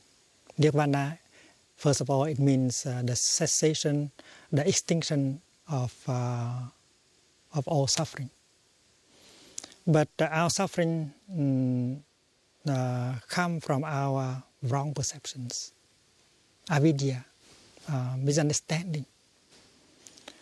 And that is why the practice of meditation, the practice of looking deeply, has the purpose of removing wrong perceptions from us. If we are able to remove our wrong perceptions, we will be able to be free from the afflictions and the sufferings that always arise from wrong perceptions. You have wrong perception on yourself and on the other, and the other has wrong perception on themselves and on you, and that is the cause of fear, of violence, of hatred. That is why trying to remove wrong perceptions is the only way to peace. And that is why Nirvana is, first of all, the removal of wrong perceptions. And when you remove wrong perceptions, you remove the suffering. And to meditate deeply, you find out that even ideas like being and non-being, birth and death, coming and going, are wrong ideas. If you can touch reality in depth, you realize that suchness means the ultimate reality is free from birth, from dying, from coming, from going, from being, from non-being. That is why Nirvana is, first of all, the removal of notions, of ideas that serve the base of misunderstanding and suffering. If you are afraid of death, of nothingness, of non-being, because we have wrong perceptions on death and on non-being. The French scientist Lavoisier said, there is no birth, there is no death. He just observed reality around him, and come to the conclusion that rien ne se crée, rien ne se perd. When you look at a cloud, you think that the cloud as a being. And later on, when the cloud becomes the rain, you don't see the cloud anymore, and you say the cloud is not there. And you describe the cloud as non-being. But if you look deeply, you can see the cloud in the rain. And that is why it's impossible for a cloud to die. A cloud can become rain, or snow, or ice, but a cloud cannot become nothing. And that is why the notion of death cannot be applied to reality. There is a transformation. There is a continuation. But you cannot say that there is death, because in your mind, to die means from something, you suddenly become nothing. From someone, you suddenly become no one. And so the notion of death cannot apply to reality, whether to a cloud or to a human being. The Buddha did not die. The Buddha only continued by his Sangha, by his Dharma, and you can touch the Buddha in the here and the now. And that is why ideas like being born, dying, coming and going, being and non-being should be removed by the practice of looking deeply. And when you can remove these notions, you are free and you have non-fear. And non-fear is the true foundation of great happiness. As far as fear is there in your heart, happiness cannot be perfect. And that is why nirvana is not something that you get in the future.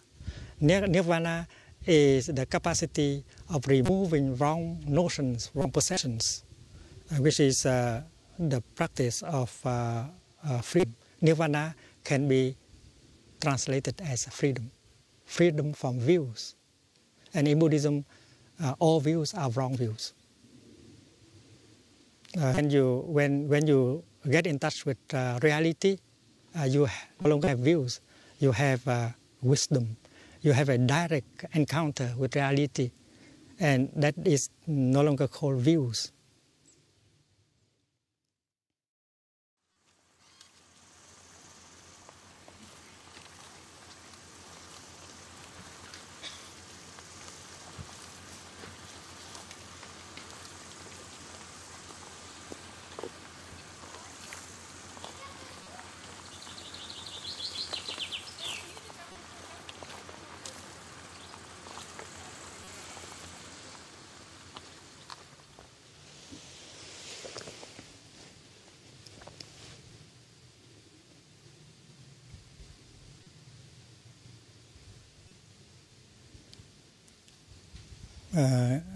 This morning I did walking meditation with the children,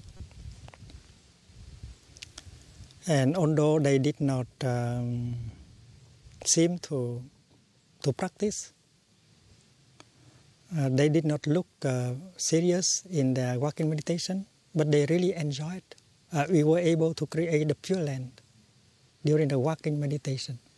Everybody enjoyed. We go free enough in order to touch the beauties of the environment and in us. And the Pure Land is not something in the distant future. The Pure Land can be touched in the here and the now. And the teaching of the Buddha can even be offered to the children. More than 25 years of teaching in the West, I realized that children can understand very deeply the teaching of the Buddha, like impermanence, non-self, and interbeing.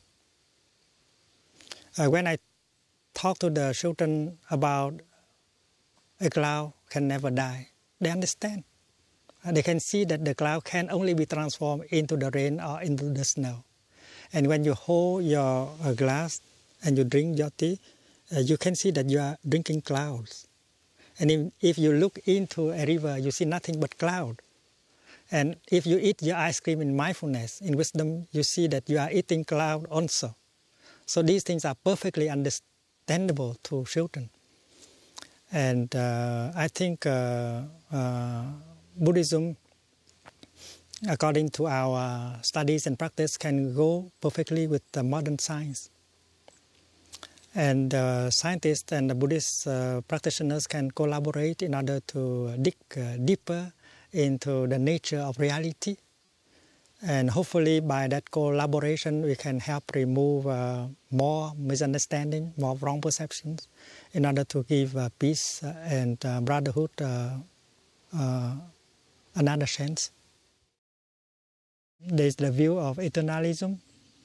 Eternalism, that means you have a soul that is eternal, and after you die, that soul remains intact and go to another body and continue like that. That is eternalism. And then the other extreme is that after you die, well, there's nothing left. Nihilism.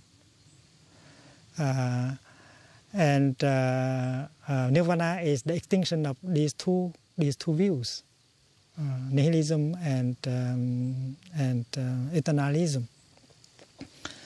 And even in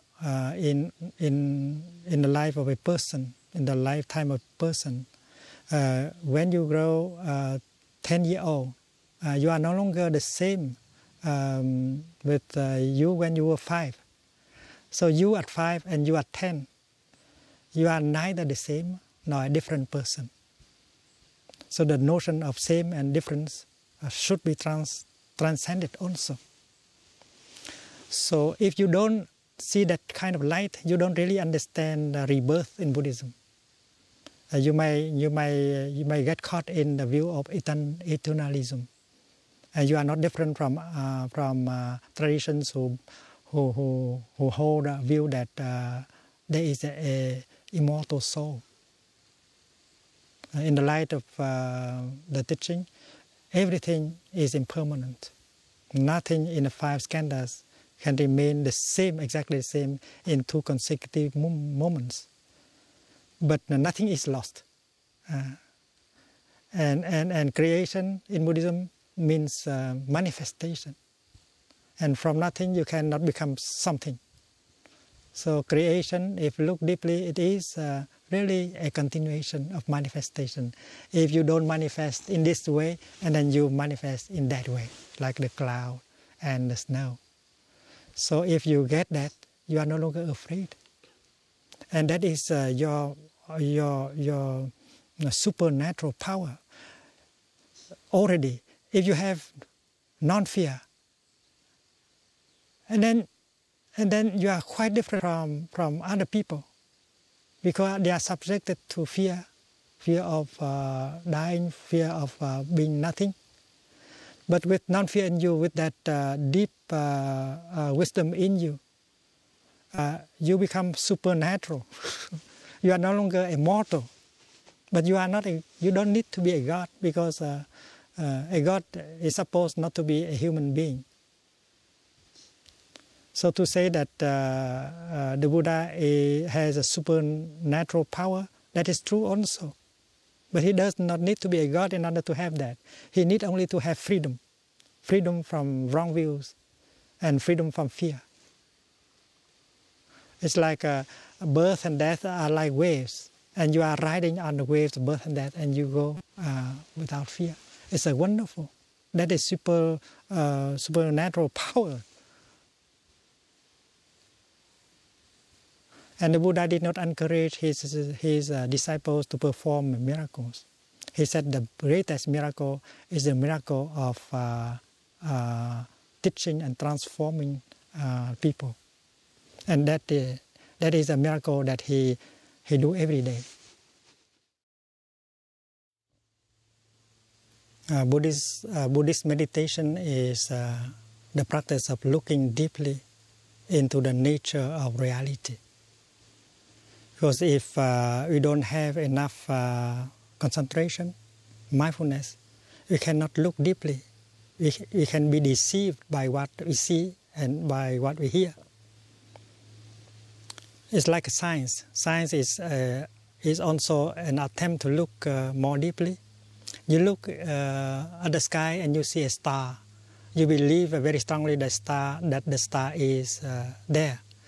But it may be that the star has already disappeared 1,000 years of light ago. And that is why you can be deceived by what you see and what you hear. And science helps us to be more careful. And Buddhism does the same. If you look deeply, and then you can be free from wrong perceptions, from illusions. Like the illusion that life is permanent. There is a permanent soul inhabiting each living being, these kind of things. The Buddha did have teachers. He followed a number of teachers, and he practiced with communities. And he had made some progress in his path of looking deeply. But he realized finally that this kind of realization was not enough for his liberation, and that is why he had to continue by himself. And sitting at the foot of the Bodhi tree, he was able to make a breakthrough and discover the nature of interdependence, the nature of interbeing. He discovered the way of looking deeply, and he could transcend his idea of birth and death, coming and going, being and non-being, and he was completely liberated from suffering. The happiness, the salvation of Buddha was possible thanks to Mahaprajna, great understanding. And when you got great understanding, you are no longer afraid of being born, of dying. And that is why you want to share your insight and your practice with other people. We should try to understand Buddha in his real prospect. This is our version, that he was against Brahmanism, or he was against so-called Hinduism. But it is not so. Rather, I must say, he was a staunch Hindu, but in a reformed way. What he preached, it was all stated in the same way in the Upanishads. And in the language he chose, you know, from age to age, one has to put the same thing, the old wine in a new bottle, in a new way. Because the human mind is a changeable mind. The circumstances of the person is also changeable. It's pertaining to change. So according to the change situation, you have to give the truth of the life, which is digestible and which is necessary for the appropriate time to be given. So I think he was not against our Brahmanism or whatsoever. In so many Pittakas and his renowned books, he has addressed his monks as Brahmin. Oh Brahmin, listen, like this the verse go. So he is not against that. He is against the hypocrisy, which has become a real special feature of that time of monks or that type of sincere aspirants. And that was to be hammered. And every guru does that. And if he will not do that, he is not a real reformer. Because he has to raise the curtain, which has, really speaking, shadowed your whole real soul. So in doing that, the things have come as such that the people are thinking that he is against this. But I don't think so. I don't.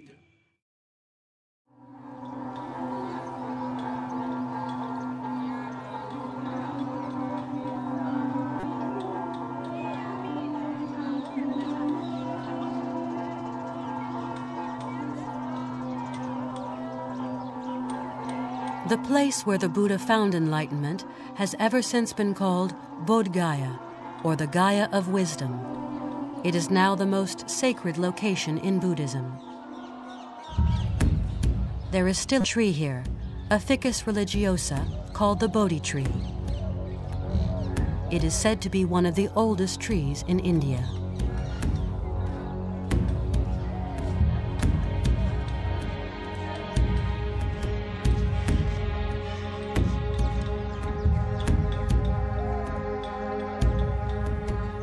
What's very important about this tree is that it acts as a focus for pilgrims to come here. But the tree itself is no more than 150 years old. There are indicators that actually it's much older because there are very clear historical records of cuttings being taken from the tree, planted out, and then as they grow and this original tree dies, they actually replace them. So we have a sequence of replacing that goes on here.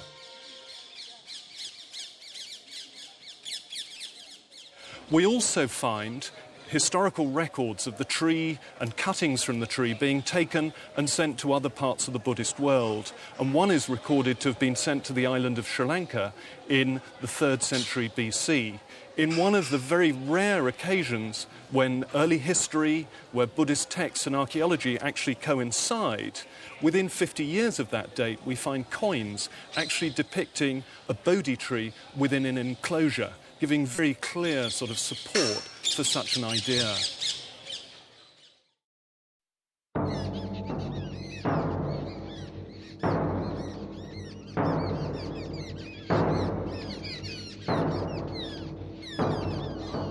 The Buddha returned with hundreds of monks to his friend King Bimbisara.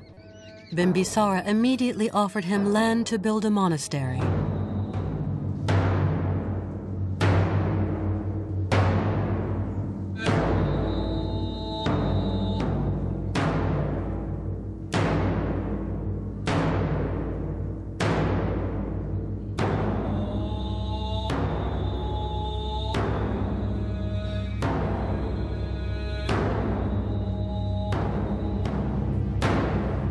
The Buddha gave one of his most famous sermons on this hill.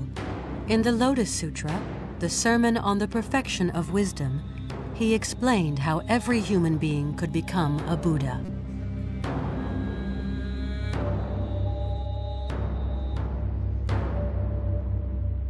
Any one of us has the capacity of becoming a Buddha. And that is what the Buddha said. Whether we are man or woman, black or white, or brown or red, we can all become fully enlightened. And that is why all of us can continue the Buddha. So if you get that, you are no longer afraid. And that is your supernatural power. Already, if you have non-fear, and then you are quite different from other people, because they are subjected to fear of dying, fear of being nothing. But with non-fear in you, with that deep wisdom in you, you become supernatural. You are no longer immortal. So to say that the Buddha has a supernatural power, that is true also. But he does not need to be a god in order to have that. He needs only to have freedom. Freedom from wrong views and freedom from fear. The Buddha is a human being who has a deep capacity of understanding and of loving. And having great compassion, great love, great understanding, he can perform miracles. He said the greatest miracle is the miracle of teaching and transforming people. And that is a miracle that he do every day.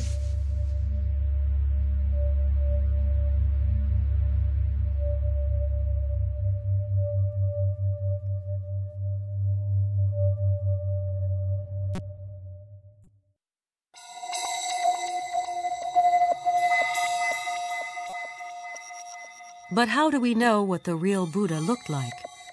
as it was only 6 centuries later, in the wake of the Greek invasions, that the first representations of the Buddha appeared.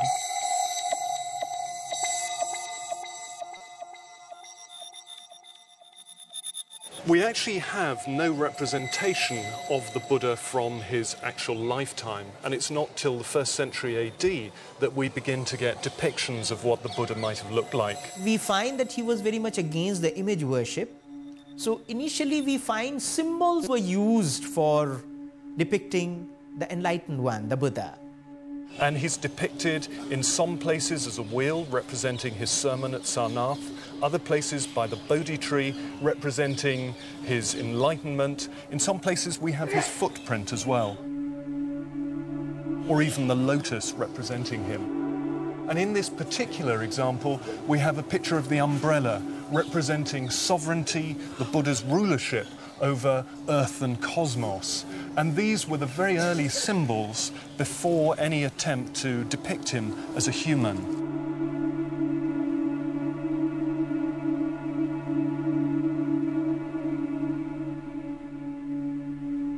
But soon, as you find that human beings, they need some object of worship. So, although he was very much against worship, and slowly and gradually we find that image worship came up.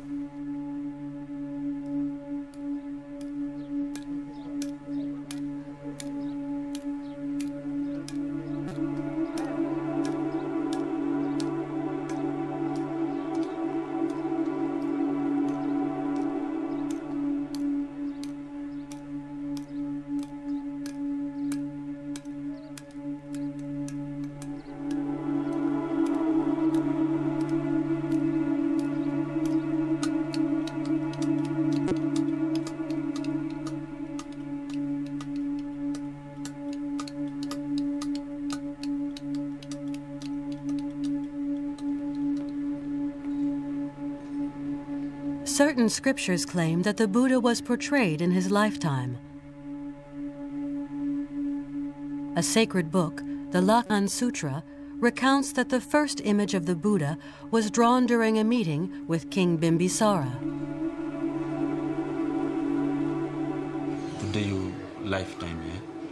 We have no stone structures which actually date back to the lifetime of the Buddha. Buildings at that time were built in perishable materials. And I think what we have to do is imagine that at that time all of the ritual and religious structures were built in timber. If we want to imagine what they look like, we can, however, go back to these examples built in stone a couple of centuries later, which have within them elements from an earlier tradition. What they actually identify for us are traditions of timber working within the uprights, within also the cross pieces, which almost give an imagination of timber working and the same joints that you use with timber. Also within some of the decorative patterns, we have elements like this Torana gateway, where we have individual timbers, which you can see put together to form this monumental gateway. So this is probably, if we can imagine, what these structures look like.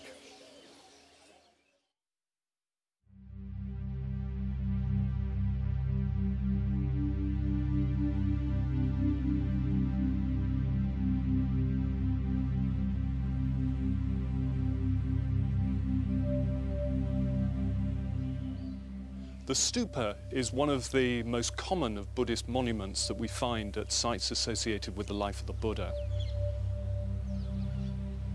One of the problems that we have in interpreting these sites is that the stupa is not clear in terms of what date it is. It's very clear that stupas are pre-existing monuments. They actually predate the Buddha, and the Buddha selects them as one of the possible monuments to be raised over a being who has achieved enlightenment.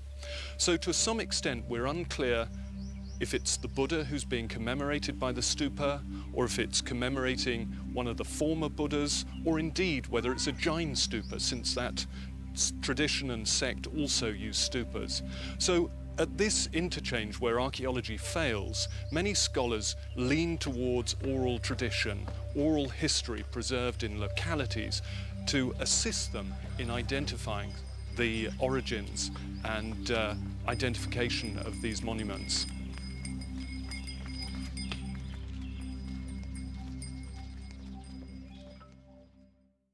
This is the site of Nalanda, and the Buddhist records say that the Buddha visited this place when it was just an ordinary mango grove.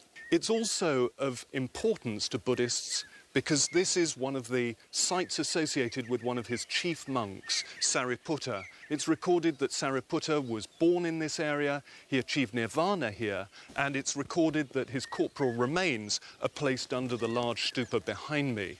Such was the importance and association with the Buddha in his lifetime here at Nalanda that by the 5th and 7th centuries AD, long after the Buddha had actually lived, it became an important centre for Buddhist learning and indeed one of the major universities for Buddhist teaching.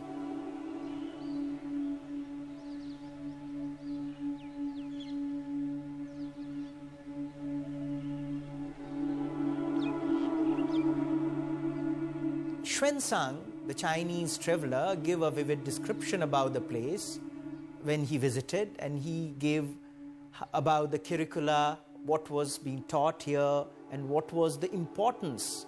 And as you said, that the importance of Nalanda to Buddhism, and not only to Buddhism but to a center of higher studies, is very enormous. Here, not only different topics, different things connected with Buddhism were taught, but there were also Brahmanic subjects, and also lots of secular subjects were taught. Metallurgy, making of image, astronomy, Vada or logic. There were so many subjects which were connected with Nalanda.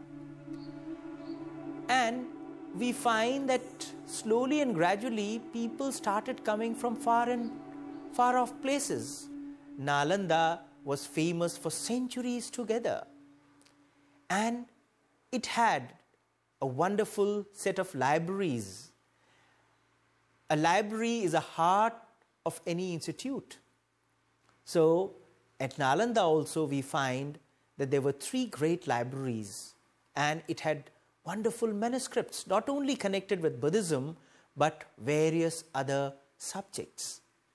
This was basically what attracted people from far off. And we find that not only people from China, from Korea, from Tibet, but also from places, Southeast Asian countries, they visited this place. And not only people came here, but also from here, teachers and students, they visited other countries. As a result, we find that Buddhism started flowing to almost all the quarters of the world.